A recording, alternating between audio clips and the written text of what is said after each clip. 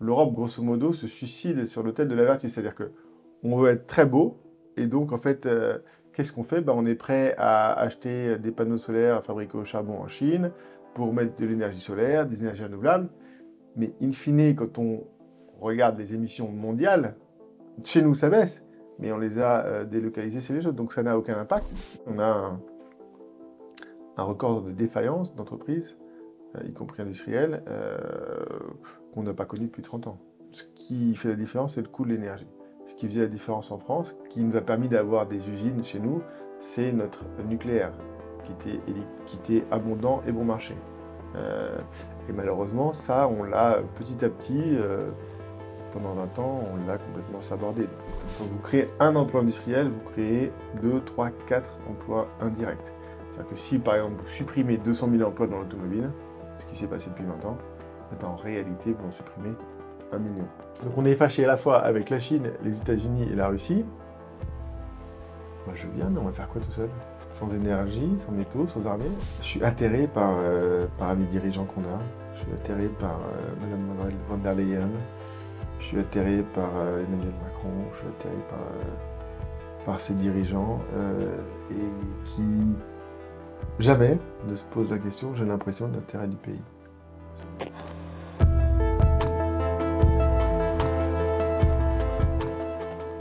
Nicolas Mélan, bonjour. Bonjour Thomas. Bienvenue à Crépuscule. Merci de votre invitation. Alors, je vais vous présenter très rapidement. Vous êtes ingénieur, spécialiste des questions énergétiques, ancien conseiller scientifique auprès de France Stratégie. Votre spécialité, c'est un peu les transports principalement, également l'épuisement des ressources. Enfin, de toute façon, on va aborder à peu près tous ces sujets-là puisqu'on va traiter de la crise énergétique. La première question que j'aimerais vous poser, puisque vous avez co-signé il y a quelques semaines une tribune dans le Figaro, intitulée, je cite, Donald Trump renvoie l'Europe bisounours à la réalité de son égarement écologique. Alors déjà, on va aborder cette question-là, parce qu'on est en plein dans l'actualité européenne. C'est quoi l'Europe bisounours? Bah, si vous voulez, quand vous n'avez pas d'armée, quand vous n'avez pas d'énergie et quand vous n'avez presque plus d'usines, croire que vous allez pouvoir, à coup de mini-sommet, pouvoir redresser la barre, c'est un peu compliqué. Donc ce qu'on a voulu dire, et ce qui est un peu, je pense, la bonne nouvelle, où on peut se mettre à peu près tous d'accord en France là-dessus, quelle que soit notre position vis-à-vis de Donald Trump, c'est que son élection fait bouger les lignes très fortement et force l'Europe à réagir, à se réveiller, à se, voilà, à exister et à devenir soit une puissance mondiale, soit disparaître. Parce que alors, l'une des déclarations de Donald Trump, c'est d'être sorti de l'accord de Paris également. Vous évoquiez ce sujet. Qu'est-ce que ça change en gros concrètement? Comme vous dites, il nous pousse à Qu'est-ce que ça se... change? Alors, que Donald Trump soit sorti ou non de l'accord de Paris, vous savez, l'accord de Paris, c'est un accord qui est très important, surtout pour les Européens, parce que c'est ceux qui essaient de le tenir. Alors, il faut quand même juste, petite Oui, précision, sur ce qu'est déjà l'accord de Paris. l'accord de Paris, hein, c'est ce qui a été signé lors de la COP 21 en 2015 à Paris, dont l'objectif était de limiter le réchauffement climatique par rapport à la période pré-industrielle à 1,5 degré à horizon 2100, il me semble. Ok. Bon, alors des 1,5 degré, déjà on les a atteints l'an dernier, en 2024, avec 76 ans d'avance. Qui a Euh, été l'année la plus chaude, c'est ça, si j'ai pas de bêtises. L'année la plus chaude. Et donc Donald Trump sort de ces accords de Paris. Bon, vous savez, il y a ceux qui sont et qui ne sont pas dans les accords de Paris, puis après on peut regarder les émissions de CO2 par pays. Alors, il faut quand même savoir que les États-Unis sont un des pays qui, y compris sous Donald Trump, a le plus baissé ses émissions de CO2.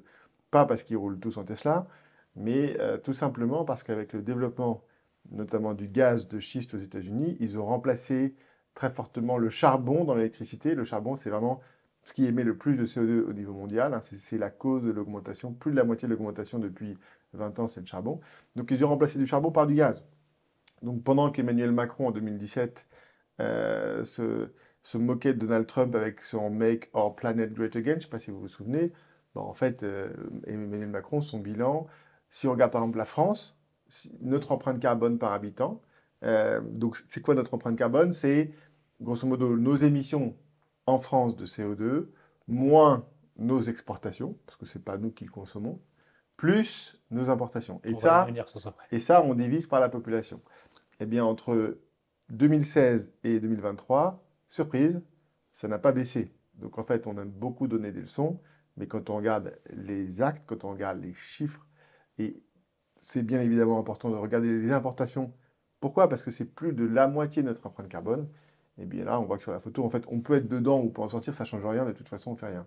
Alors, revenons sur ce point, effectivement, puisque je crois que c'est Carbone 4 qui a sorti une étude qui montrait qu'effectivement, une partie de, quand on fait le coût de calcul du bilan carbone, une partie, en fait, de, enfin, nos importations, c'est-à-dire tout ce qui est fabriqué en dehors de la France, de certaine manière, et donc a un bilan carbone, n'est pas comptabilisé dans ce bilan français. Est-ce que vous pouvez revenir sur cette... voilà, Alors, c'est pas forcément carbone 4, c'est juste au niveau de... Alors, je pense que c'est d'ailleurs le Haut Conseil pour le climat qui regarde ça, mais c'est des chiffres, des statistiques que regarde le gouvernement, enfin, le ministère de l'Énergie chaque année. Grosso modo, on regarde les émissions de CO2. Donc ça, c'est quand vous chauffez au gaz, c'est quand vous roulez en voiture, c'est quand vous mangez, etc. Et puis, on regarde après l'empreinte carbone. Et donc, je dis la différence, empreinte carbone, c'est consommation, émission locale de CO2, moins les exportations qui sont consommées par d'autres personnes que nous, plus les importations que nous consommons. Et donc là, effectivement, on voit que depuis 1990, en fait, notre empreinte carbone, enfin, les importations ont quasiment doublé. Donc, si on regarde que les émissions, ce que font tous les pays, y compris la France, ça baisse. Donc, cocorico, on est très beau sur la photo. C'est parce qu'on délocalise, c'est ça l'idée, en gros. Quand on regarde, ça, peu de gens le font. Quand on regarde la baisse, d'où elle vient, bon, il y a différents secteurs. Donc, si on regarde par exemple le transport, c'est plus ou moins stable. Même si on nous avait expliqué il y a 20 ans que la voiture diesel allait sauver la planète, bon, bah, a priori, il faudra trouver autre chose. Le bâtiment tertiaire, donc ça, c'est les logements, les bureaux, les centres commerciaux, les hôpitaux, ça, c'est stable aussi, donc c'est pas de là que ça vient. L'agriculture, plus ou moins stable aussi. Vous avez ensuite l'énergie. Alors ça, depuis 1990, ça a un peu baissé parce qu'on a de moins en moins de charbon dans la production d'électricité, dans l'industrie. On a moins de fuel aussi pour se chauffer, donc ça baisse. Mais la très grosse part de la baisse, c'est l'industrie, avec moins 40% depuis 1990. Et donc ça, c'est à la fois de l'efficacité énergétique. Donc nos usines, en fait, elles ont des processus qui consomment moins d'énergie. Hein. Je prends un exemple débile.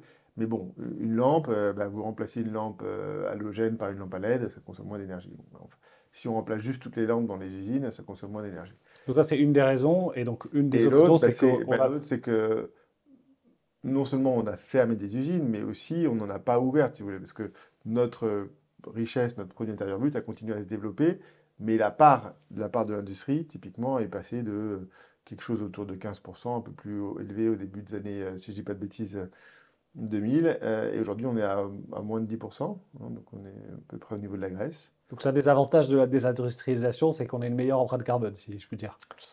Pas empreinte carbone, Oui, émission. émission, pardon. Émission, parce que le problème c'est qu'on les C'est délocalise vrai. en fait. On délocalise les usines et en même temps on délocalise les emplois et les émissions. Mais les émissions on les retrouve après parce que le problème c'est que ces usines-là, grosso modo, elles fonctionnaient quand même, quand elles fonctionnaient avec de l'électricité, une électricité nucléaire, donc décarbonée. En Chine on n'est pas encore complètement décarboné, on est plutôt encore avec une grosse majorité de charbon. Donc si vous voulez, et c'est un peu ça que l'Europe oublie, et c'est un peu l'objet de cette tribune hein, avec Philippe Charlès dans le Figaro, c'est que l'Europe, grosso modo, se suicide sur l'autel de la vertu. C'est-à-dire que on veut être très beau, et donc en fait, qu'est-ce qu'on fait? On est prêt à acheter des panneaux solaires fabriqués au charbon en Chine pour mettre de l'énergie solaire, des énergies renouvelables, mais in fine, quand on regarde les émissions mondiales, chez nous, ça baisse, mais on les a délocalisées chez les autres, donc ça n'a aucun impact. Et c'est d'ailleurs la raison pour laquelle, en 2023, on a atteint un record absolu d'émissions de CO2 au niveau mondial. En 2024, on devrait le battre. Et je rappelle que, si je ne dis pas de bêtises, on en est à la 29e conférence des parties, hein, les fameuses COP. Donc ça fait 29 ans qu'on se retrouve tous les ans avec des apéros de plus en plus importants. Hein. Le dernier, Et vous appelez ça des apéros géants, c'est ça? j'appelle ça les apéros géants. Moi, je pensais que, je ne sais pas, il y avait quelques délégations par pays, je ne sais pas, 100, 200 personnes par pays. En fait, non, c'est des gigantesques messes de technologie verte. Et pour vous donner un ordre de grandeur, je crois que celle de l'an dernier, Alors pas 2024, mais 2023, c'était aux Émirats Arabes Unis, si je ne dis pas de bêtises, et ils avaient 70 000 personnes. 70 000 personnes qui sont venues, donc ils ont des grands pavillons, ils montrent leur technologie, l'hydrogène, le machin, tous les trucs qui vont pas marcher. On va Ils revenir y sur vont bien l'hydrogène. évidemment tous en vélo, hein, parce que sinon un jet ce serait pas bien. Il y en a Et qui viennent en jet, hein, je crois. Il y avait quelques polémiques autour de ces événements. bah, à Dubaï, malheureusement, oui, pour aller aux Émirats, il n'y a pas beaucoup de pistes cyclables, mais et puis en plus il fait chaud. Donc, et si vous voulez, en fait, le constat qu'on fait avec Philippe Charlet sur ce travail, notamment sur la taxe sur le carbone importé, bah, c'est que, en fait, il y a un éléphant dans la pièce qu'on oublie dans ces grandes messes, c'est les échanges internationaux. Si vous voulez, chacun se regarde de son côté, mais tout ce qui sort, tout ce qui est échangé internationalement, ça n'est pas pris en compte. Et que quand on rajoute ces échanges, c'est plus du tout la même histoire, quoi. Donc, bah, c'est pas surprenant. Quand un pays comme la France ne prend pas en compte plus de la moitié de l'empreinte carbone, est-ce que c'est vraiment surprenant si elle ne diminue pas? Non, pas vraiment. Bonjour à tous. On vous interrompt quelques secondes pour vous inciter à vous abonner, à aimer et à partager notre contenu. Depuis le lancement de Crépuscule, c'est toute une équipe qui s'évertue à faire venir des invités de qualité, à vous proposer des analyses approfondies et plus encore de créer un espace de pensée et de réflexion à une époque qui l'exige plus que jamais. Tout ça a un coût, alors si vous appréciez notre contenu, soutenez-nous et faites passer le mot. Et enfin, n'oubliez pas, vous pouvez également nous soutenir sur notre page Tipeee. Vous trouverez le lien dans le descriptif de chaque vidéo.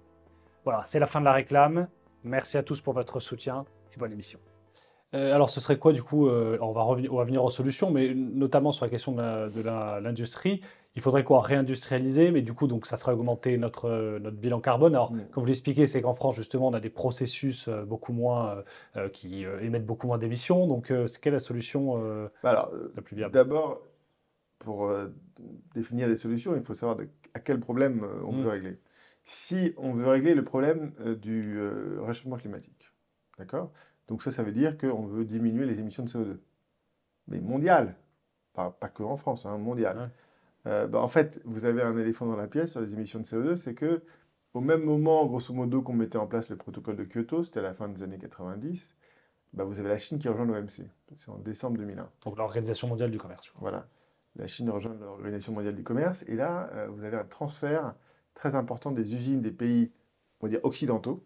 Euh, vous avez 20% des usines mondiales qui sont dans les pays occidentaux qui partent dans les pays qu'on appelait à l'époque le tiers-monde, pays en voie de développement, ce qui vous arrange, donc Chine notamment. Et là, on transfère ben, quelque chose qui était fabriqué parfois avec du nucléaire ou parfois avec autre chose à quelque chose qui est fabriqué au charbon. Et donc, vous avez ben, la Chine qui est devenue l'usine du monde, hein. En 2024, ils ont quand même atteint quasiment, alors ils n'ont peut-être pas atteint, mais 1000 milliards d'excédent commercial. Donc c'est vraiment c'est Ouais. très très significatif, 1000 milliards. Et donc, ben, on a laissé faire parce que ça nous arrangeait. Ça arrangeait tout le monde, ça arrangeait les élus locaux, C'était moins cher, du coup, principalement, c'est ça ça la arrangeait les question. écolos, c'était moins cher. Et si vous voulez, ça nous a permis de ce que j'appelle importer de la déflation. Et donc, en fait, ben, les gens avaient l'impression d'avoir un pouvoir d'achat qui était au moins conservé, voire qui augmentait, mais c'était un pouvoir d'acheter du Made in China, c'était pas un pouvoir d'acheter du Made in France. Hmm. Et donc, c'est pour ça qu'en même temps, ben, ils achètent de moins en moins de fabriqués en France et que ben, on a nos usines qui sont contraintes de fermer. Alors, moi, un de mes domaines de spécialité, c'est l'automobile. Ben, un seul exemple, entre 2000 et 2010, vous avez 11 usines qui ferment en Europe de l'Ouest et 10 qui ouvrent en Europe de l'Est. Alors, vous me direz, elles ne sont pas parties en Chine. Non, parce qu'il n'y a pas que la Chine, il y a aussi l'Europe. Et que ça peut se passer, les délocalisations, ça se passe aussi Hmm. en intra-européen. Et c'est bien ça aussi le problème, c'est qu'il n'y a pas que la Chine à régler, quoi. Donc ça, c'est pour le problème le problème du réchauffement climatique. Ben, qu'est-ce qu'on fait si le problème c'est le charbon? Ben, on met une taxe sur le charbon. Euh, C'est ce que vous proposez dans votre tribune. voilà, et donc nous, voilà, on peut appeler ça taxe sur le carbone importé, taxe sur le charbon importé. L'idée, c'est quoi? C'est de dire, bah, les produits qui viennent de Chine, par exemple, ils sont fabriqués à 60% au charbon, donc on va mettre une taxe sur la partie qui est fabriquée au charbon, donc 60% de droit d'importation. Ce qui est grosso modo ce que voulait d'ailleurs imposer au départ Donald Trump. Avant d'être élu, finalement, il a un peu rabaissé ça. Même s'il y a beaucoup de produits chinois aux États-Unis qui sont déjà imposés à plus de 60%, puisque les voitures, c'est 100% de taxes d'importation. Donc, donc ça permettrait d'avoir 60% sur les produits chinois, qui sont généralement fabriqués à un coût, grosso modo, 5 fois moins élevé qu'en France. Ça permettrait Mhm. d'avoir 20% sur les produits américains, qui est grosso modo ce que Donald Trump veut mettre sur les produits européens. Ça permettrait aussi de se protéger de la Chine, de l'Inde et de l'Indonésie, qui se développent très fortement au charbon. Et tout simplement de rééquilibrer un peu le commerce mondial, de redonner des marges de manœuvre, de réduire les écarts entre ce que nous fabriquons chez nous et ce que nous fabriquons ailleurs. Et accessoirement, on a fait un petit calcul avec Philippe Charlez, ça permettrait d'avoir 80 milliards d'euros d'un coup. Donc avec 80 milliards d'euros, on peut faire des choses. Par exemple, on peut financer les retraites, hein, parce que vous savez qu'il y a un déficit de 70 milliards d'euros par an, donc avec 80 milliards, on finance le déficit des retraites du système public. On peut faire beaucoup de choses. On peut transférer une grosse partie du financement de nos modèles sociaux qui pèsent sur le travail, qui pèsent sur les entreprises et qui fait qu'elles sont asphyxiées, ben, on le transfère sur nos importations. Donc, on a commencé à travailler avec Philippe Charlès là-dessus il y a presque 1 an et demi, en fait, dans un groupe de travail d'ingénieurs européens, donc c'est Engineer Europe, c'est l'association des ingénieurs en Europe, et moi je représentais la France, donc les ingénieurs français, et Philippe représentait la Belgique. Et donc c'est comme ça qu'on est arrivé à cette solution. Dans ce groupe de travail, solution qui n'a pas été d'ailleurs publiée pour l'instant, parce que les autres pays, comme notamment l'Allemagne, se demandent si c'est vraiment le rôle des ingénieurs d'imaginer des mécanismes vertueux. Alors, juste pour revenir sur cette question de la réindustrialisation, est-ce que c'est une option qui vous semble, alors, en plus de cet axe-là, intéressante en France à mettre en place? Parce que je fais référence évidemment au Reduction Inflation Act lancé par Donald Trump, Ouais. avec toute une sorte de mécanisme de crédit Alors, Joe d'impôt, Biden. pas Joe Biden, Joe pardon, Biden. qui permet du coup, on l'a présenté comme le plan mis en place Mhm. pour réindustrialiser les États-Unis. Est-ce qu'il nous faut ça en France, au niveau européen? Vous voyez, Alors, on a parlé donc du problème du réchauffement climatique, c'en est un. On a voilà. émis Ça, c'était la solution une liste globale, de effectivement. solutions.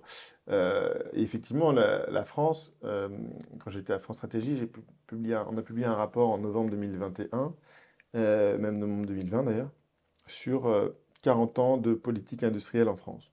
40 ans, et grosso modo 40 ans de désindustrialisation. Donc des années 80 à aujourd'hui, en gros, c'est ça Voilà. donc, le grand Moi, virage j'ai des années travaillé notamment 80. sur tout ce qui est industrie automobile. Il faut quand même savoir qu'en Europe, il y a deux pays qui ont beaucoup désindustrialisé, dont un qui ne fait plus partie de l'Union européenne, qui s'appelle le Royaume-Uni. Donc, le Royaume-Uni et la France, nous sommes les pires. Quand on regarde le déficit commercial, en France, nous sommes les pires, mais les pires au monde. Alors, effectivement, les États-Unis sont 20 fois plus gros que nous, donc c'est plus important en valeur, mais à 100 Donc les milliards pires d'euros, à avoir 100 détruit leur milliards d'euros de industrie. déficit, Ok, il n'y a pas pire que nous. ok. Parce que non seulement on n'a pas d'énergie, d'accord, premièrement, et après, on a aussi de moins en moins d'usines. Et la réindustrie, ce qu'il faut savoir, c'est que l'industrie, c'est quand vous créez un emploi industriel, vous créez 2, 3, 4 emplois indirects. C'est-à-dire que si, par exemple, vous supprimez 200 000 emplois dans l'automobile, ce qui s'est passé depuis 20 ans, en réalité, vous en supprimez 1 million, d'accord, avec tous les emplois associés. Donc, en fait, la réindustrialisation, c'est pas une option, si vous voulez, c'est est-ce qu'on le fait ou pas. Est-ce qu'on peut vraiment finir simplement en Euro Disney géant, comme grosso modo un peu la Grèce, vivre que du tourisme, etc. Non, je pense qu'il faut qu'on puisse quand même, surtout dans un monde, on nous l'explique en ce moment, de menaces, il faut qu'on soit un minimum autonome, qu'on produise quand même certaines choses, qu'on ne dépende pas de l'extérieur pour tout, hein, parce qu'aujourd'hui, par exemple, on dépendait beaucoup de la Russie pour le gaz. D'ailleurs, il faut savoir que après la crise de 2014, hein, Maïdan et le fait que la Russie ait pris enfin, la Crimée, nous, en même temps, en Europe, on avait un champ de gaz aux Pays-Bas, c'est le champ de Groningen, qui arrivait proche de l'épuisement. Donc on a dû le remplacer. Par qui on l'a remplacé? Par les Russes. Donc on a accru notre dépendance entre 2014 et 2022 par rapport à la Russie. Aujourd'hui, on s'est fâché avec eux, avec la guerre en Ukraine, un petit peu aidé par nos amis américains. Et donc, qu'est-ce on a transféré cette dépendance sur les Américains. Bon, bah, sauf que les Américains, ils ont changé de président, et qu'a priori, le nouveau président, il n'est pas complètement aligné sur son prédécesseur. Alors, juste une précision, quand vous dites on est passé d'une dépendance à l'autre, c'est-à-dire que désormais, on n'apporte plus du gaz russe, mais du gaz liquéfié américain, c'est ça, Exactement, principalement. voilà. On a remplacé le gaz russe par le gaz américain. D'ailleurs, ça nous arrangeait bien. Le lendemain de l'élection de Trump, hein, Ursula von der Leyen a dit: Ah, mais on va vous acheter encore plus de gaz américain, ça va être génial surtout, mais ne nous mettez pas de tarifs. Bon, a priori, on en achète beaucoup, mais, mais on va quand même avoir le droit à notre tarif. On fera une émission spéciale sur Ursula von der Leyen un jour ou l'autre, parce que ça Voilà, le ça va mérite. être long, hein. Non, mais donc, on n'a pas le choix en France. Alors, où est-ce qu'on en est? Depuis 2017 et l'arrivée d'Emmanuel Macron, on a arrêté de se désindustrialiser. D'accord? C'est-à-dire que l'emploi industriel est stable. Il n'augmente pas, hein, il ne baisse plus. Donc c'est plutôt une bonne chose. Et pourquoi est-ce qu'on avait arrêté à ce moment-là? Parce que, alors, le CICE, le mécanisme imaginé par Emmanuel Macron sous François Hollande, permettait de baisser les charges des entreprises, donc de donner un petit peu d'oxygène. Et puis surtout, à partir de 2015, les coûts de l'énergie baissent. Donc ça permet aux industriels de mieux fonctionner. Ça s'est malheureusement arrêté en 2000, à partir de 2020. 2022, les coûts de l'énergie augmentent. Et donc, aujourd'hui, moi, je suis ça de près aussi. On a un record de défaillance d'entreprises, y compris industrielles, qu'on n'a pas connu depuis 30 ans. Donc, c'est là où l'Europe, si vous voulez, c'est ça vraiment le nerf de la guerre, et ce que l'Europe n'a pas encore compris, même si on pense qu'elle commence un peu à le comprendre, c'est que ce qui fait la différence, c'est le coût de l'énergie. Ce qui faisait la différence en France, qui nous a permis d'avoir des usines chez nous, c'est notre nucléaire, qui était abondant et bon marché. Euh, et malheureusement, ça, on l'a petit à petit, pendant 20 ans, on l'a complètement sabordé. Donc on n'a plus cette énergie, cette électricité bon marché. On n'a plus d'entreprise qui ait une mission de service public. EDF, plus une entreprise de service public, même si l'État est actionnaire à 100%. Et donc aujourd'hui, on a un véritable bras de fer parce que les industriels ont besoin de pouvoir... Pour vous donner un ordre de grandeur, on va parler un peu de coûts. Le nucléaire amorti, donc le parc qu'on a déjà payé, grosso modo, le mégawattheure, c'est peut-être 30 euros du mégawattheure pour produire le nucléaire. 30 euros, pour que les gens comprennent, c'est, si vous avez déjà regardé votre facture, c'est 3 centimes du kilowattheure. Aujourd'hui, votre facture, vous payez grosso 25 centimes, tout compris. Donc il y a l'énergie, le réseau et les taxes. Un industriel, si vous lui vendez l'électricité à 40 euros du mégawattheure, 40-50 euros, il va être compétitif. Si vous le vendez à 70-80 comme veut le faire EDF, bah là, il ne le sera plus. En fait, aux États-Unis, ils sont plutôt à 30-40. En Chine, c'est pareil. Donc, en fait, aujourd'hui, l'Europe a une énergie 2 à 3 fois plus chère, que ce soit sur le gaz. Alors, le gaz, c'est 7 fois d'ailleurs. 2 à 3 fois plus cher que les États-Unis et la Chine. Donc, c'est à eux qu'on doit se comparer. Et le problème, c'est qu'on a des dirigeants qui comprennent pas ça, en fait. Qui comprennent presque rien. À mon avis, qui comprennent rien d'ailleurs. Alors, comment on revient du coup à ces 30-40 centimes pour s'aligner sur nos concurrents? 30-40 centimes, on y revient. Alors, on va parler de la Je pose ça France. d'une manière très simple, alors je suppose que c'est assez Non, compliqué. non, non, non, c'est pas très compliqué. Non. On va commencer par le gaz. D'accord? Donc le gaz, il faut rappeler que c'est une énergie un peu de... Dans l'histoire de l'énergie, on a d'abord commencé, bon, avant le charbon, il y avait du bois, d'ailleurs il y a de l'hydraulique, après on a eu le charbon, après on a eu le pétrole, après on a eu le gaz. Le gaz, ça sert à quoi? Ça sert à chauffer, ça sert à faire des engrais, ça sert pour l'industrie, grosso modo. Chauffage, industrie et il y en avait un troisième, bref, et engrais. Et notre gaz avant, on l'avait où? On l'avait depuis la Russie, principalement. Et on avait des contrats qui étaient indexés sur le prix du pétrole. Euh, Ça, c'est plus le cas maintenant. Donc l'Union européenne, elle aime pas trop les contrats à long terme. Elle aime bien le marché, elle aime bien ce qui est en direct, etc. Et donc on est passé de contrats qui étaient indexés sur le pétrole, le prix du pétrole, il peut augmenter de 20, de 30, de 40%, mais il ne peut pas doubler, il ne peut pas tripler. Bon, le prix du gaz en 2020, il a été multiplié par 10. D'accord? Donc, parce que là, on est sur une logique d'offre-demande, et que s'il y a moins d'offres et qu'il y a plus de demande, ben forcément, on a un petit souci. Donc, sur le gaz, ben, qu'est-ce qu'il faut faire? Il faut revenir. C'est très triste pour notamment pour Emmanuel Macron en ce moment, mais il n'y a pas. Il faut regarder qui produit du gaz. Il y a les Américains, il y a les Russes, il y a les Qataris. Bon, faut choisir ses amis. Euh, il faut signer des contrats à long terme.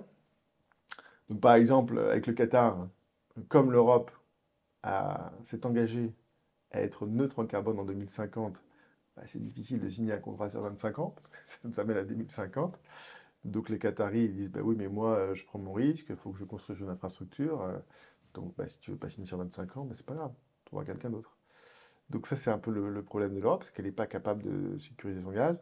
Accessoirement, on pourrait en avoir un peu chez nous, mais on s'est interdit de le regarder, hein, c'est le double standard de loin des yeux, loin du cœur, où voilà, on est en France, je le rappelle de temps en temps, on est champion du monde des importations de gaz naturel liquéfié américain. Donc Mm. on est les champions du monde d'importation de gaz de schiste. Mais bon, c'est chez les autres, donc ça ne nous concerne pas trop. Donc sur le gaz, c'est assez simple et ça va venir. Je suis assez confiant là-dessus. Bon, bien évidemment, en ce moment, il y a des dirigeants européens qui gesticulent parce qu'ils sont un peu vexés d'être en dehors des négociations de la paix pour l'Ukraine. En même temps, ça fait 2 ans et demi qu'ils font tout pour qu'il n'y ait que la guerre, donc il ne faut pas non plus qu'ils soient surpris. Mais je pense que les relations internationales vont se normaliser. Les plus grands producteurs de gaz, c'est les Américains et les Russes, et le Qatar. Tout ceci le marché va devenir un peu mieux. Alors, il y a un petit souci en ce moment en Europe quand même, c'est on a eu un hiver qui était moins chaud qu'était normal. Et donc, on a consommé plus de gaz et là qu'on a des réserves un peu basses.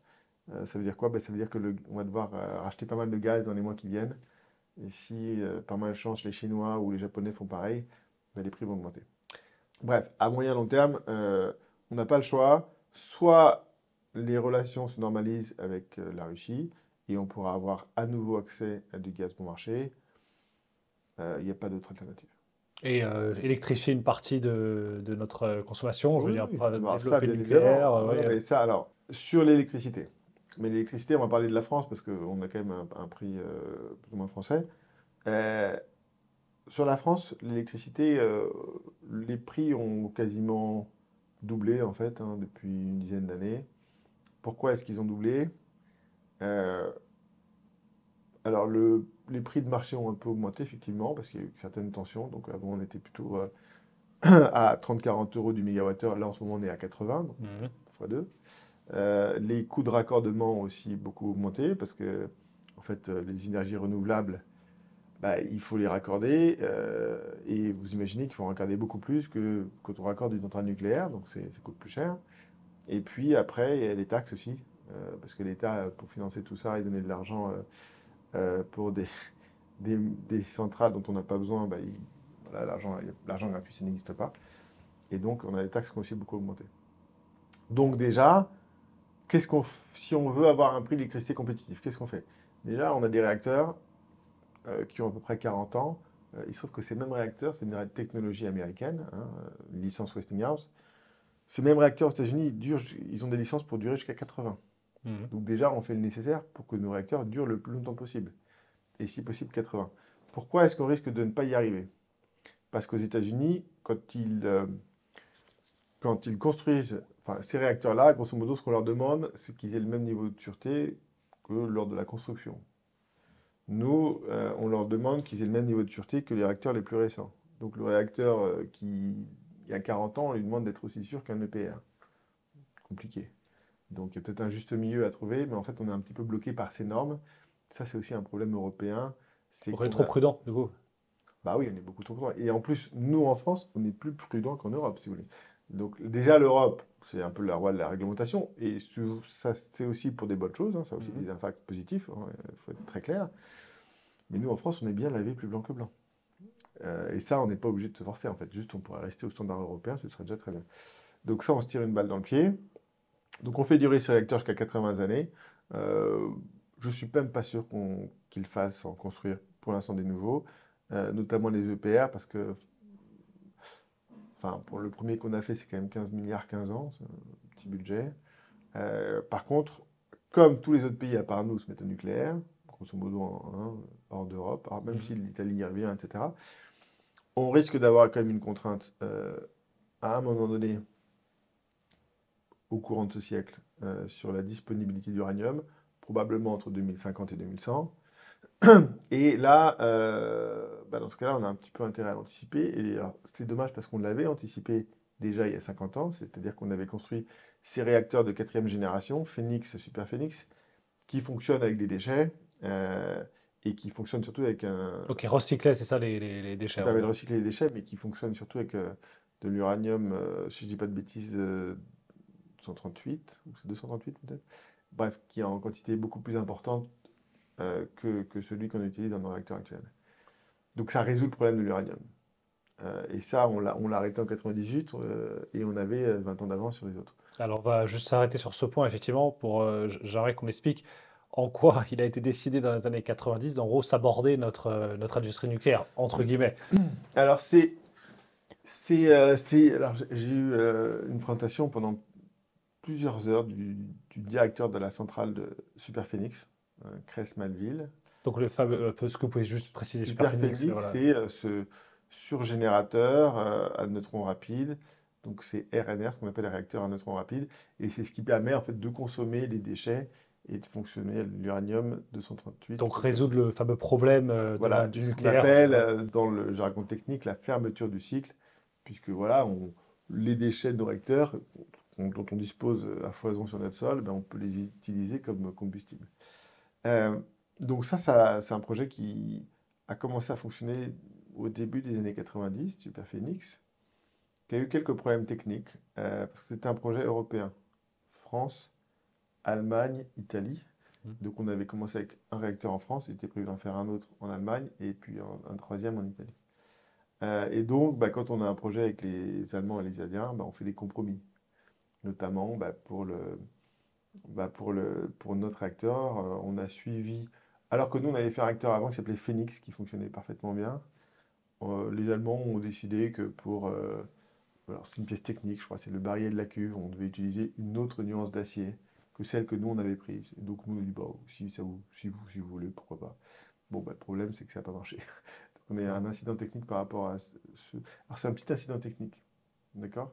Sauf que derrière, vous avez une dame qui était avocate, et notamment, comme c'est dans l'Ain, que c'est pas très loin de la Suisse, qui a travaillé pour Genève, puis qui a attaqué la France parce qu'elle voulait fermer ce réacteur.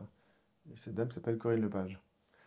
Et donc c'est elle, en fait, à partir de 92, qui a avec ses attaques et ses procès, qui n'a pas permis le redémarrage de Superphénix, Donc, Corinne Lepage, figure du mouvement écolo, hein, je voilà, précise. qui n'a pas permis de redémarrer le réacteur dans un fonctionnement autre que celui expérimental, alors qu'avant, il devait produire de l'électricité comme les autres réacteurs.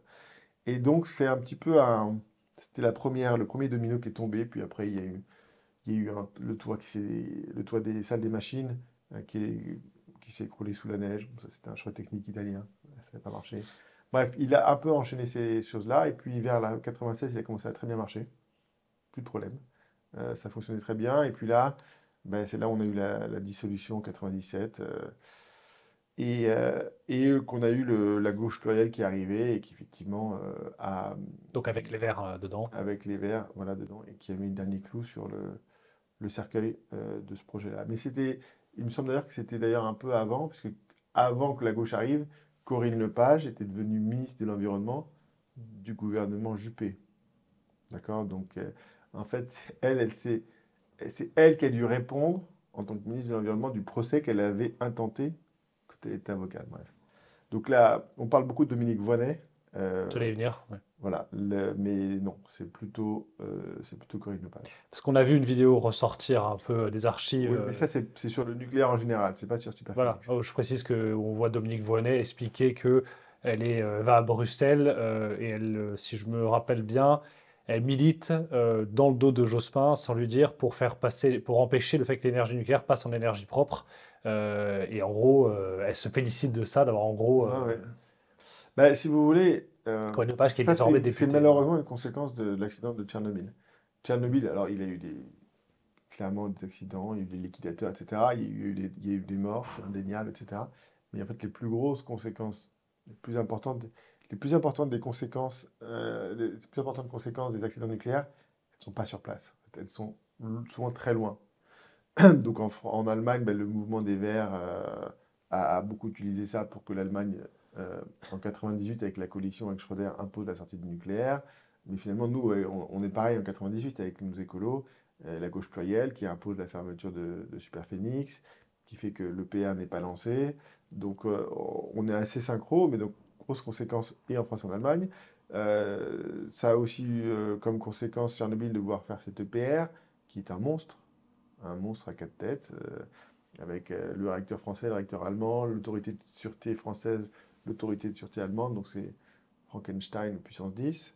Euh, Fukushima, pareil, hein, avait une conséquence avec l'Allemagne, hein, qui avait, alors qu'elle avait décidé finalement de ne plus sortir de nucléaire d'ici 2020, mais plutôt en 2030, à retourner sa veste à nouveau. Donc et ça nous a mis quand même et ça nous met en difficulté. Aujourd'hui, si l'Allemagne n'était pas sortie du nucléaire, pour la production d'électricité, ils n'auraient pas besoin de gaz. Oui, parce Besoin qu'aujourd'hui, il de gaz faut russe. comparer à nous, les Allemands ont un prix d'énergie qui 2 fois plus explose. cher. Ouais, ça. Alors, on a eu des petits soucis de réacteurs nucléaires en 2022. EDF a fait un travail remarquable. Les choses sont entrées dans l'ordre. Et aujourd'hui, on va dire, en surcapacité. La preuve d'ailleurs, c'est que l'an dernier, en 2024, on a battu notre record historique d'exportation d'électricité. Donc on a beaucoup de nucléaire et comme en plus on a rajouté des renouvelables, eh bien effectivement on en vend beaucoup aux autres. Et comme on est en surcapacité, ben, les prix sont plus bas. Mais par contre, l'Allemagne, ouais, elle est à peu près 2 fois plus cher que nous. J'aimerais revenir juste sur un point d'actualité qui va nous permettre de faire la liaison sur la question des énergies renouvelables. Au moment où on parle, les États-Unis, du coup, sont en train de négocier avec la Russie l'accès à des minerais ukrainiens, justement, enfin, spécialement des Ouais. terres rares, je crois. Mm. Est-ce que vous pouvez nous faire un point là-dessus? En plus, vous qui êtes spécialiste des voitures électriques, donc qui consomment notamment du lithium, Ouais. enfin, ça dépend des modèles, je n'ai pas envie de dire de bêtises. Mais j'aimerais savoir, qu'est-ce que ça va changer, cette, on va dire, géopolitique des métaux rares qui sont situés sur la planète et qui servent au développement des nouvelles technologies, notamment des technologies vertes et des énergies Mm. renouvelables? Alors vous avez dit deux choses. Vous avez parlé de terres rares, et puis après Mhm. vous avez parlé de métaux rares. Effectivement, c'est pas la Ah, les même terres rares chose. font pas partie des métaux rares? Si, D'accord, mais il n'y a pas de terres rares en Ukraine, par exemple. d'accord. Donc il y a un peu une confusion sur le sujet. Donc j'ai une Il idée y a, bêtise sur mais les... Ok. c'est pas de votre faute, puisque tout le monde l'a fait. Il y a des métaux rares, par exemple du néon. Il y a du néon en Ukraine, mais il n'y a pas spécialement de terres rares en Ukraine. Qu'est-ce qui se passe? Grosso modo, moi j'aime bien voir les trois blocs, États-Unis, Europe et Chine. Il y en a deux qui sont assez grands. Chine, il y a la place. États-Unis, il y a la place. Quand il y a la place, bah, ça permet d'aller construire des mines et voilà, entre guillemets, sans emmerder les voisins, quoi. Il y a de la place. Euh, En Russie aussi, il y a de la place. Et jusqu'à aujourd'hui, on avait finalement l'Europe, enfin la Russie qui faisait partie de l'Europe, hein. Et donc, bah, l'Europe, elle a beaucoup de consommateurs, 750 millions, mais elle n'a pas beaucoup de ressources, elle n'a pas beaucoup de place. Donc, il n'y a pas beaucoup de pétrole, il n'y a pas beaucoup de gaz. Alors, un petit peu d'ailleurs en mer, on avait un peu en mer du Nord, mais de moins en moins. Pas beaucoup de métaux. On n'a pas beaucoup de métaux en Europe. Et donc, avant, on était accroché et c'était par la Russie qu'on allait avoir du gaz, du pétrole, des engrais, des métaux.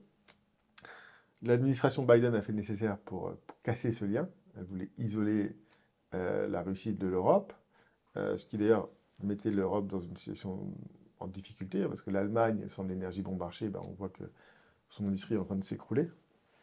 Euh, Sauf qu'en faisant ça, elle l'a mis dans les bras de son ennemi le plus important, qui était la Chine.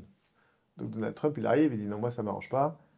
Moi, mon ennemi numéro un, c'est les Chinois, et je ne veux pas qu'ils aient accès à l'énergie, aux métaux bon marché de la Russie.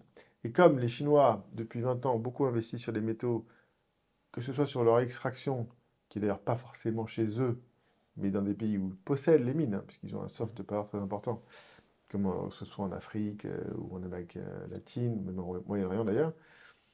Et le raffinage après se fait en Chine, et là ils contrôlent souvent, on parle de 80% du raffinage, donc ils contrôlent tout. Euh, Quand la situation s'est un peu tendue avec les États-Unis, là, les Chinois ont annoncé en fin d'année dernière notamment des, euh, des interdictions d'exportation de certains métaux. Euh, et ces métaux-là, souvent, ils rentrent pour fabriquer des armes. Donc les Américains, ben, s'ils n'ont pas ces métaux, ben, ils ont un problème. Donc il faut qu'ils les trouvent ailleurs. Ben, où est-ce qu'ils peuvent les trouver? En Russie.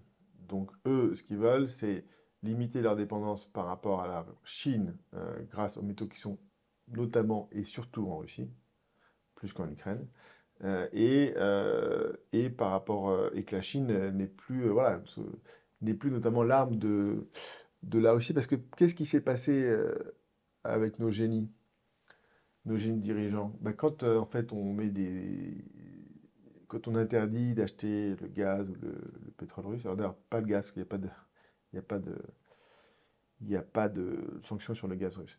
Mais sur le pétrole, il y en a. Ben, qu'est-ce qui se passe? Ben, les Russes, ils le vendent à qui? Ils le vendent à d'autres et ils le vendent moins cher. Mhm. Donc, notamment les Chinois, ils avaient du pétrole et du gaz 30% moins cher. C'est d'ailleurs pour ça que leurs exportations, depuis 2021, explosent. Parce qu'ils ont une énergie bien meilleur marché que nous. Donc bah, ça arrange pas les Américains, donc ils font le nécessaire pour cette fois-ci pas renlever de la Russie, la faire passer de leur côté, pas du côté de l'Europe. Parce que l'Europe, si vous voulez, avec l'attitude qu'elle a actuellement envers la Russie, l'Europe, elle est quand même capable, je voyais Arnaud Carlsberg qui parlait de ça récemment, qui disait jamais nous avons été fâchés en même temps avec la Russie et les États-Unis. Mais il aurait pu rajouter la Chine, quoi. On est quand même, parce que la Chine, on n'est pas non plus en très bon terme. Avec ce qui s'est passé récemment sur les voitures électriques, on leur a mis des taxes à l'importation qui vont de 25 à 45%. Donc on est fâché à la fois avec la Chine, les États-Unis et la Russie. Moi je veux bien, mais on va faire quoi tout seul? Sans énergie, sans métaux, sans armée. Moi, ça... Alors justement, on n'a Et on revient sur notre histoire de bisounours. aucun métaux rare en France. Moi, j'ai vu dans Alors l'actualité qu'il si, y a si, si, des si, mines dans bien sûr. l'Allier. On a pas mal de, On apparemment, a, on a tous les métaux rares. Le problème des métaux, c'est comme pour le pétrole et le gaz, c'est combien ça coûte de l'extraire. Ouais. Point. Donc voilà, on en a beaucoup, mais il faut des niveaux de concentration qui soient suffisants pour que ça vaille le coup, parce que souvent, pour extraire quelques kilos en fonction du métal, mais quelques grammes ou quelques kilos, c'est plusieurs tonnes de roches qu'il faut enlever. Donc ça coûte cher, ça coûte de l'argent. Euh, et donc, euh, et donc on en a, mais pas ce qu'on dit dans des conditions qui sont commercialement rentables, quoi, pour l'instant. Alors on parle parfois de gisement de lithium dans l'Est. Mais ça, c'est sous une autre forme d'ailleurs, c'est plutôt sous une forme liquide, si je dis pas de bêtises. Mais non, on a très peu de métaux. Et puis après, les métaux, ça dépend de la géologie aussi, hein. Donc voilà. Par exemple, le cobalt, bah, les plus grandes réserves, vous avez principalement un pays, c'est le Congo. Donc cobalt qui va notamment dans les téléphones portables. Dans toutes les batteries. Voilà. Toutes les batteries, dès que vous voulez avoir un petit peu d'énergie, que votre téléphone dure plus d'une heure, il faut qu'il y ait du cobalt dedans. Donc tous les téléphones. Et c'est un coproduit, donc c'est extrait des mines de cuivre. Il n'y a pas de mine de cobalt en fait. Soit c'est associé du cuivre, soit c'est associé du nickel. Mais donc du coup, ça vaut pas le coup pour le moment. Donc il faudrait quoi? Des investissements massifs dans ces mines-là en Non, parce France, qu'on ne non? payera pas le prix, si vous voulez. C'est la loi d'offre et du marché, hein. Les métaux, quel est le prix des métals? Et à ce prix-là, est-ce qu'on est capable d'ouvrir ou non des mines? Pour certains métaux, c'est des décisions qui ne se prennent pas à la légère. Je vous prends l'exemple du nickel. Développer une mine de nickel, c'est 10 ans, donc il faut être un peu sûr de soi. Le nickel, c'est aussi un métal qui est important dans la fabrication des batteries. Non, en Europe, alors si les prix augmentent, bah, peut-être qu'on aura des mines exploitables, mais je vous rappelle juste que la décision qu'on a prise sur le gaz de schiste, exploiter une mine, c'est pas beaucoup plus propre qu'exploiter du gaz de schiste, hein. Puis d'ailleurs, du gaz de schiste, grosso modo, en fait, on sait faire. On a fait du gaz dans le bassin de Lac à Bordeaux. On a un des avantages des normes, c'est que voilà, on fait un petit peu attention à ce qu'on fait. Donc on le ferait dans des conditions probablement moins polluantes que ce qui se fait ailleurs. Mais, euh, mais de toute façon, pour les quantités demandées, pour l'instant, non, les métaux, ils sont pas chez nous. Alors Mais juste, au-delà de l'extraction des métaux, si vous voulez, le sujet n'est pas tant l'extraction, si vous voulez, que son raffinage. hmm. Parce qu'une fois que vous les sortis, il faut les raffiner, ces métaux. Il faut mettre des liquides un peu corrosifs, etc. Et ça, en fait, on avait par exemple une usine de raffinage de terres rares qui était à La Rochelle. C'était l'usine de Rhône-Poulenc. Et donc celle-là, on l'a fermée pour la délocaliser en Chine parce que ça polluait. Les gens n'aimaient pas ça, les élus locaux n'aimaient pas ça, les riverains n'étaient pas contents. Et les Chinois sont arrivés, écoutez, moi j'ai de la place chez moi, il n'y a pas de problème, je mets l'usine. Et donc toutes ces usines sales, de toute façon, on fait le nécessaire d'une manière ou d'une autre pour les fermer. Oui, parce que comme on parle souvent de remplacer les véhicules électriques, des véhicules thermiques par des véhicules électriques, qui fonctionnent notamment au lithium, enfin, je me suis dit effectivement, vu comme il y a des mines en France, Bah, il faut faire un petit peu attention, oui, à ce qui se passe sur les métaux, mais ça, on l'a pas anticipé parce que il faut comprendre qu'il y a une très très grosse différence. Enfin, il faut comprendre comment la Chine, les États-Unis et l'Europe voient la transition énergétique. La Chine, la transition énergétique pour elle, c'est un, une opportunité de réduire sa dépendance aux énergies fossiles, parce que c'est un grand importateur de pétrole et de gaz, même si elle en a chez C'est ce que elle. j'allais dire. Ouais. Donc, et deux, c'est l'opportunité aussi de devenir la première puissance industrielle mondiale. Ou le renforcer, si vous voulez. Notamment de monter en gamme sur des technologies. Je rappelle par exemple, toutes les Tesla Model Y en France, elles sont fabriquées en Chine, à Shanghai. Donc, et de devenir, alors qu'elle n'a jamais été, elle n'a jamais eu accès au marché automobile mondial, ben, la voiture électrique, c'est la façon d'y arriver. Et c'est d'ailleurs dans la continuité logique des téléphones et des ordinateurs. Les Américains, eux, la transition énergétique, en fait, ils veuillent bien, mais si ça crée de la richesse et des emplois aux États-Unis. Donc c'est Made in America. Donc moi je veux bien, alors, notamment avec Trump, mais Biden, si vous voulez, a fait ce dont Trump rêvait. Hein. Vous en parliez tout à l'heure, le Inflation Reduction Act. Ça a été très significatif. Ils ont aussi mis en place la même chose pour faire ramener des puces semi-conducteurs juste avant, le CHIP Act.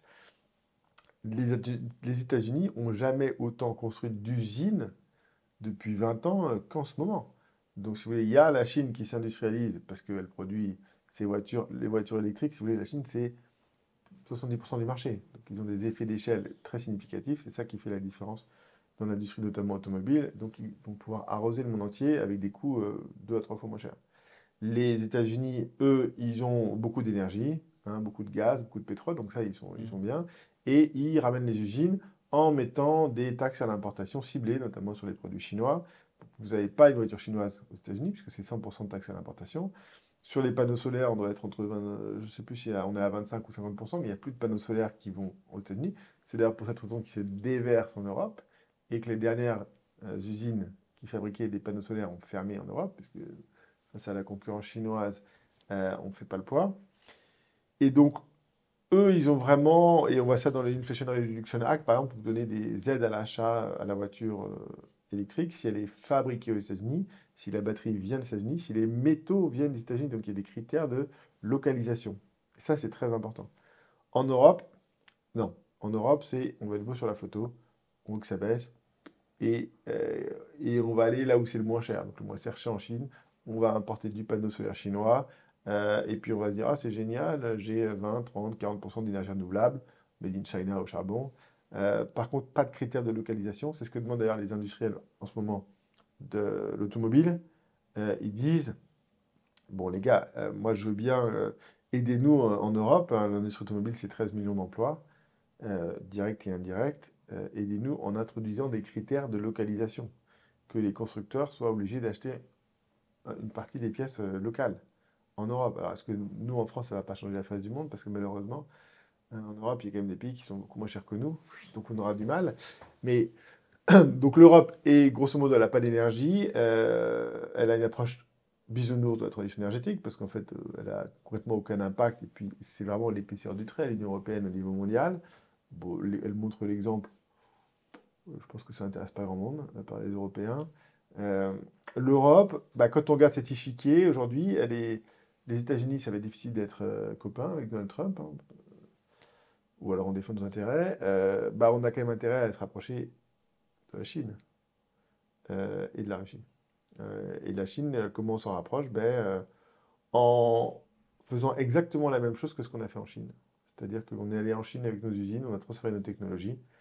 Là, maintenant, il faut accepter que les Chinois, il faut les encourager à venir chez nous et à nous transférer leur technologie, parce qu'ils ont des meilleures technologies que nous. Alors, je vais vous entendre sur un point qui est celui de la décroissance. Vous êtes ingénieur. Qu'est-ce que vous répondez du coup, je dirais, à la formule, à l'équation dans un monde fini en fait, comment dire, on ne peut pas avoir une croissance infinie. Ouais. Comment vous envisagez cette question-là? Parce qu'on dit qu'on est, plusieurs écolos affirment qu'on est voué en Europe, notamment, enfin pas qu'en Europe, que Ouais, le monde est voué à la décroissance. bah oui, mais après, vous savez, on peut appeler ça décroissance Oui, ou alors il faudrait sobriété, définir ce qu'est la austérité, c'est à peu près décroissance. la Ouais. même chose. Mais moi, je fais partie d'une association qui s'appelle l'Association pour l'étude du pic pétrolier et gazier. Mhm. D'accord? Au niveau mondial, l'énergie, c'est 80% d'énergie fossile. Et vous avez grosso modo, allez, on va dire un tiers, un tiers, un tiers, gaz, pétrole, charbon. Les gens qui ont parlé en premier de entre guillemets, la décroissance, plutôt des limites à la croissance, c'était le Club de Rome, Bien sûr. en 1972, et quelle était la donnée qui, grosso modo, entraînait la contrainte, c'était l'énergie. D'accord? Alors, ils ont fait différents scénarios, mais au départ, la contrainte, elle vient de la disponibilité de l'énergie. Donc oui, moi je regarde de ça de très près, donc ce qu'on a sur le pétrole, ce qu'on a sur le gaz. Euh, Grosso modo, des quantités d'énergie, elles sont, ouais, on va dire, limitées. Elles sont d'ailleurs bio, c'est naturel, comme le soleil, c'est gratuit. Par contre, il faut aller les chercher. Ça, c'est pas gratuit. Comme le soleil, il faut aller le chercher. C'est pas gratuit, il faut mettre un panneau solaire. Et donc là, si vous voulez, sur le pétrole et le gaz, en fait, quand on parle de pic pétrolier, de pic gazier, ça veut dire quoi? Ça veut dire qu'en fait, ça coûte plus cher d'aller chercher que ce que les gens peuvent payer. C'est ça le pic pétrolier. C'est ce qu'on appelle le taux de retour énergétique, je crois que c'est ça, en gros, c'est... Non, parce que là, je vous parle plutôt de euros, de dollars, mais ça revient un D'accord, peu au même. Effectivement, si vous consommez un baril pour aller chercher un baril, c'est ça, ouais. bon, dans ce cas-là, vous restez chez vous, quoi. Ça sert à rien. Et d'ailleurs, ce qu'on demande, généralement, c'est qu'il faut qu'on récupère au moins 10 pour 1, sinon ça vaut pas le coup. Mais là, c'est plutôt, non, grosso modo, si je vous prends l'exemple du pétrole, bah, le pétrole, au niveau mondial, c'est un prix mondial, d'accord? Bah, grosso modo, les gens sont capables de le payer au maximum 150 $.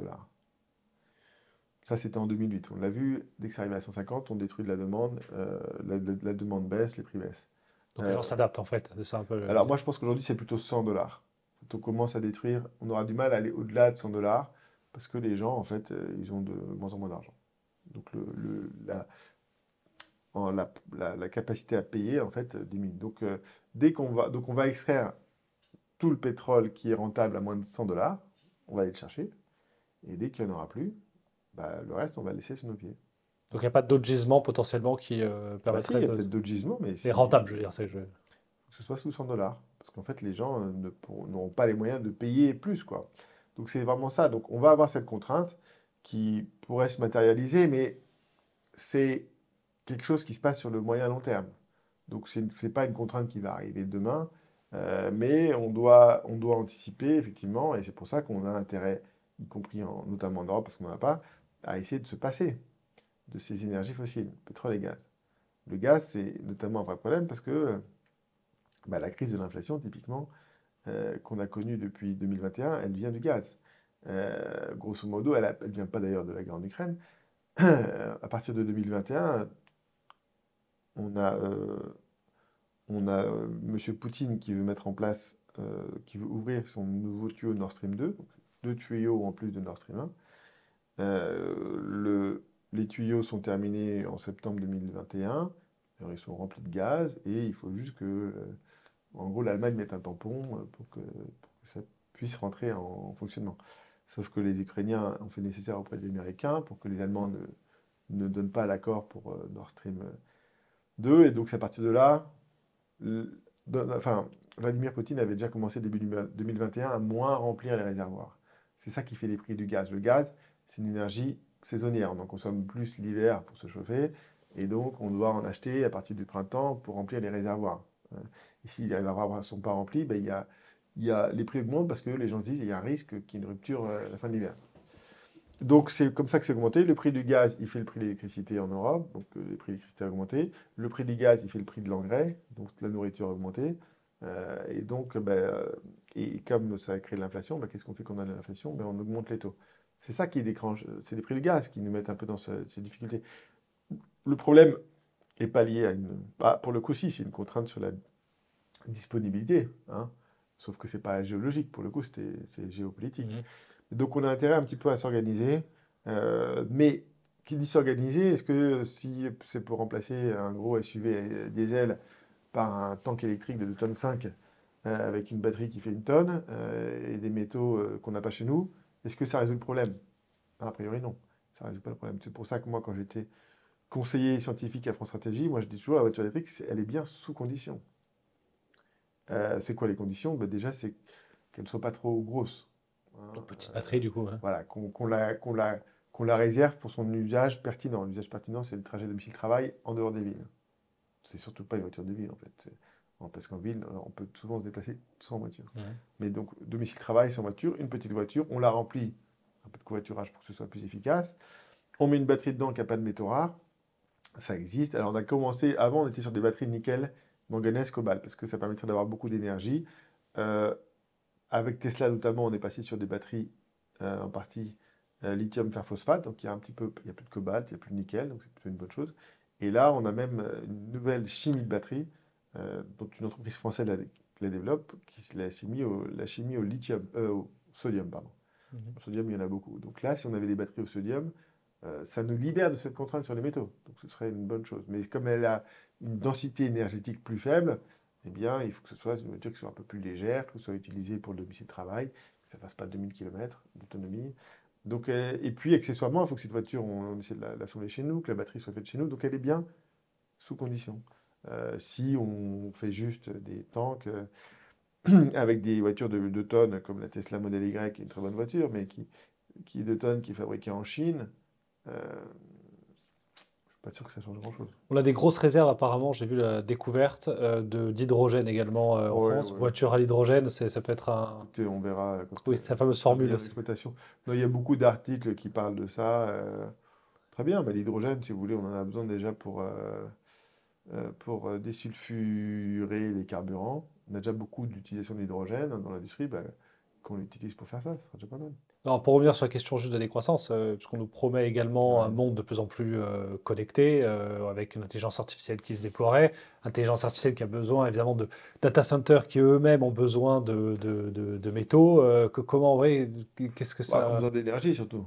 Oui, Je suis oui, pas sûr qu'il y ait besoin de beaucoup de métaux, mais non, non, pour le coup, ça a besoin d'énergie. Donc donc c'est pour un petit peu refroidir du coup les circuits, c'est ça le data center du coup, hein.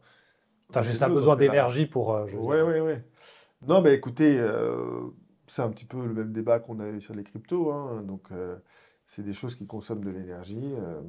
Moi, bon, j'en utilise pas. D'ailleurs, il faut que j'essaie peut-être de faire un peu plus d'intelligence artificielle. Mais c'est sûr que voilà, c'est une nouvelle utilisation et qui va consommer de l'énergie, mais comme l'est déjà un petit peu Internet, hein. Donc, on a effectivement de plus en plus d'applications qui utilisent de l'énergie, donc on a quand même intérêt à s'organiser pour en avoir de manière abondante et bon marché, quoi. Et accessoirement, bah, ces data centers, est-ce qu'on peut pas les mettre chez nous, en France? Ce serait une bonne chose. Mais bon, pour ça, il faut une électricité pas chère, ce qu'on n'a pas aujourd'hui. Alors, j'aimerais juste revenir sur un point, sur la consommation de charbon à l'échelle mondiale. Je pense à ça puisque Jean-Baptiste Fresso a sorti un ouvrage où il explique qui s'appelle Sans transition, où il montre que la lecture qu'on a de la transition énergétique, c'est en gros, on est passé du bois au charbon, au pétrole, puis maintenant on va vers des énergies renouvelables.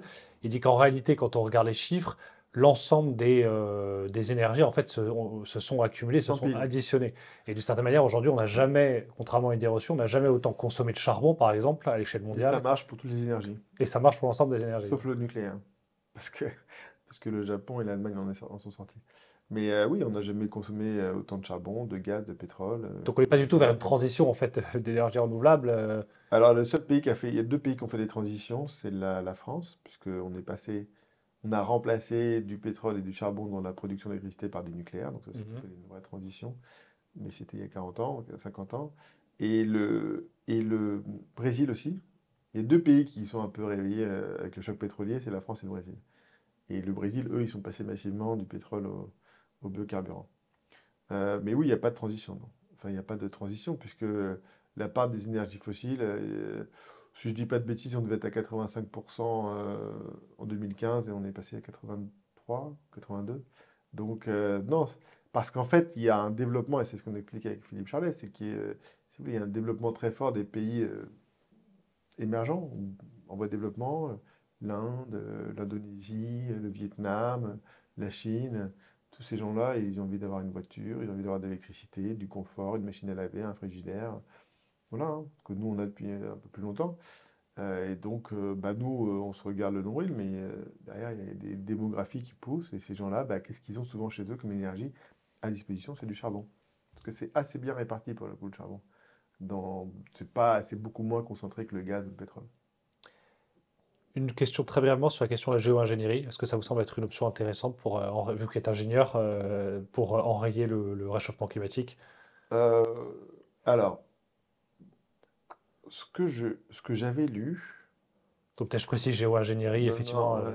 C'est quoi, on envoie des trucs dans l'espace, c'est ça, dans l'air? Non, il y a envoyé notamment du soufre, ou enfin Ouais. en gros, Ce que j'ai ou lu, capturer le carbone, par oui, alors exemple. j'ai pas regardé ça de près, mais ce que j'ai vu, et ce qui me semble assez solide, scientifique, c'est que depuis 20, depuis 20 ans, on essaie de faire diminuer la pollution atmosphérique. Mhm. D'accord? La pollution atmosphérique, c'est plusieurs polluants, dont les particules. Et en fait, on voit que la baisse de la pollution atmosphérique a contribué au réchauffement climatique. Alors, je ne pourrais pas vous dire, je crois que c'était presque 40%, hein. Pourquoi? Parce qu'en fait, ben, ces particules, elles bloquaient les rayons du soleil. D'accord? Et donc, ils repartaient dans l'atmosphère.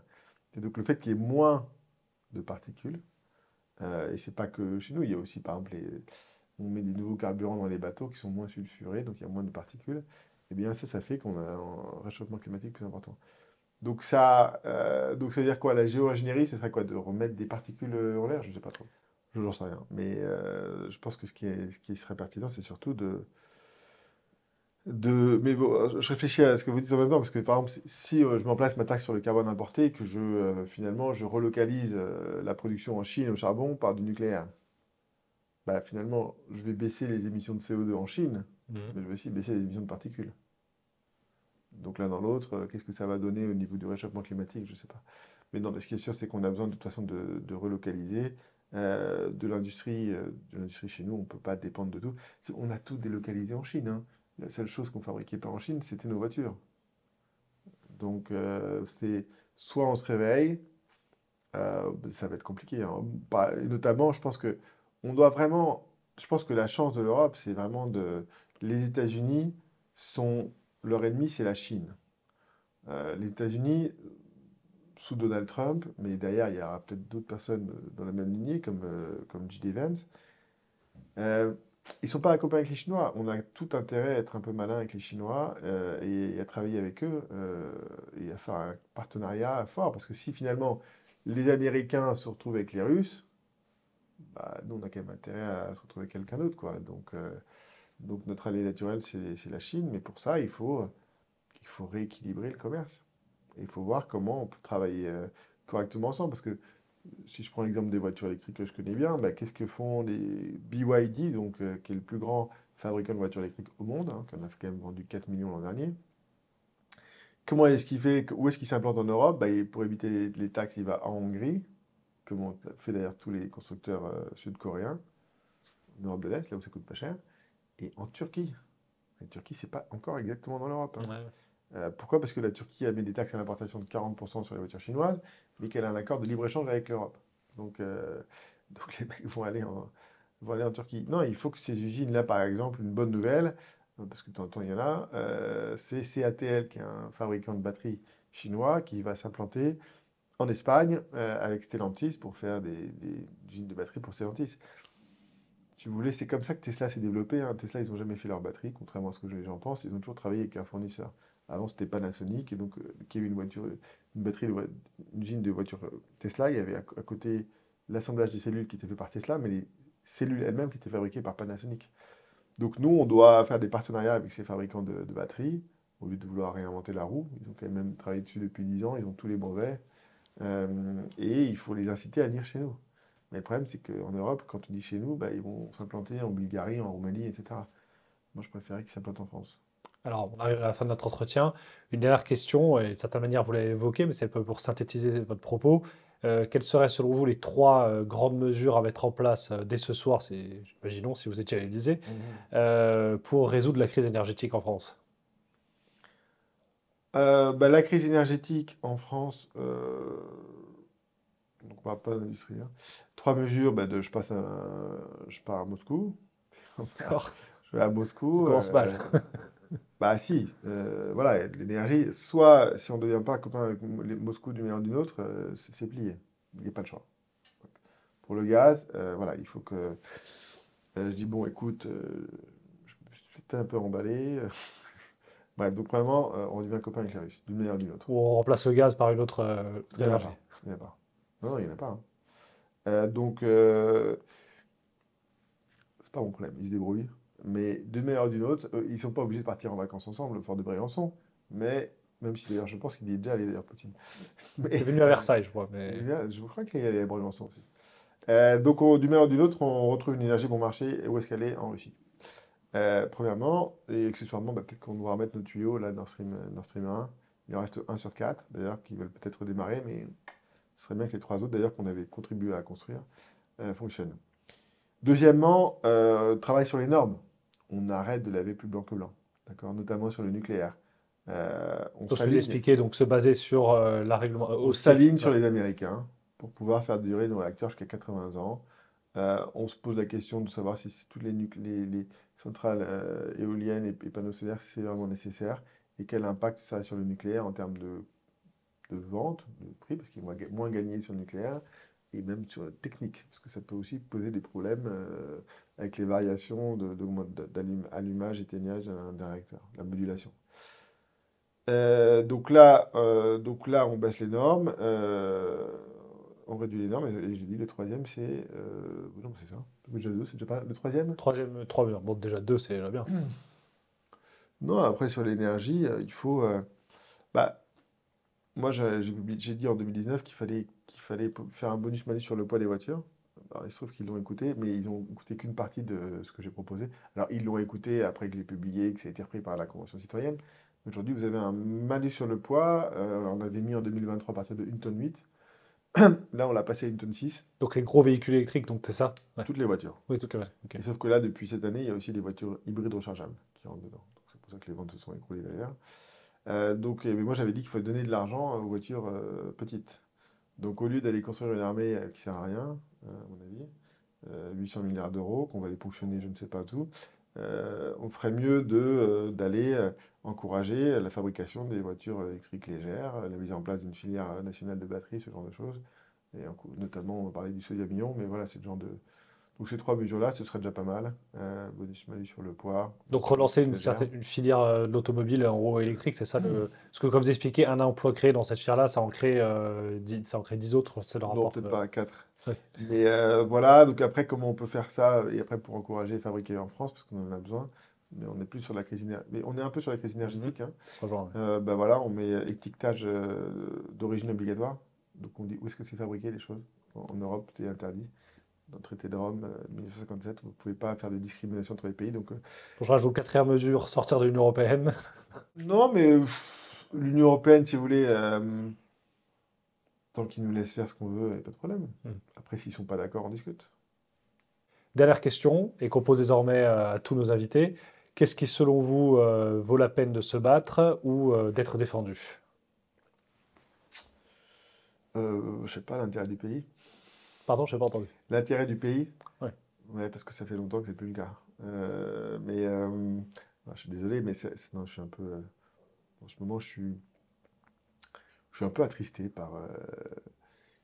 parfois, j'ai envie de me pincer et de me dire que je suis en train de rêver, et que je suis un cauchemar, mais je suis atterré par les dirigeants qu'on a. Je suis atterré par Madame von der Leyen.